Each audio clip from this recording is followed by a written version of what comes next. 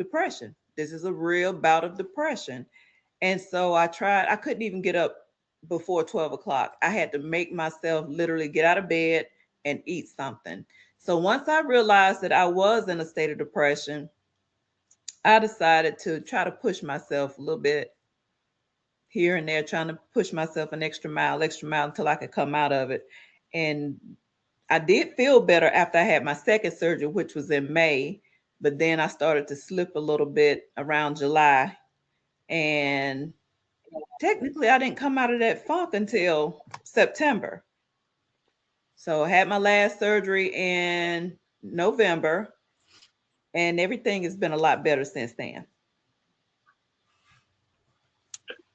You know, you mentioned about depression, and I'm kind of glad you mentioned that too, because on one of my other podcasts, when we talk about mental health, Uh-huh. we talked about that. You know, it's kind of recognizing that you're really in depression, and a lot of people, like you said, think they're just bored or something like that, and there's different levels of depression. So, you know, that's something that you should really pay attention to, Absolutely. especially you know, as an adult. You know, little kids say they're bored, you know, for certain reasons. But you know, when you get bored as an adult with everything going on in the world, you probably need to check something out.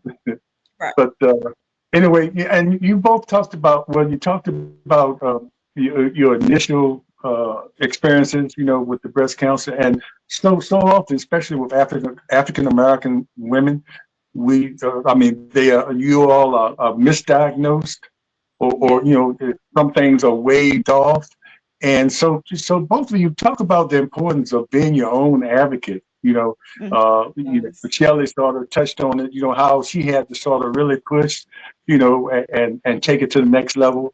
Where in many cases, a lot of people just say, "Oh well," you know, like I said about the dense thing, or if the doctor says something, well, that's the doctor. He must know what he's talking about.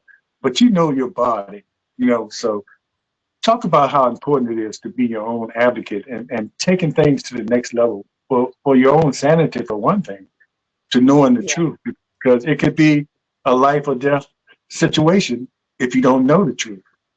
that's true. One other thing I want to add, this is the crazy thing about it. Come to find out that they saw these calcium deposits back in 2018. No one Mm, told me. 2018.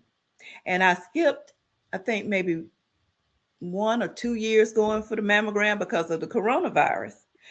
mhm. And when things opened back up, I went in for that result testing, and that's when I found out that now they're concerned about it. And I'm like, why didn't you tell me before now? Because I couldn't feel anything myself. I do my own examinations at home, but I did not know that that was there. And if it wasn't for that 3D imaging, I probably still would. They wouldn't know.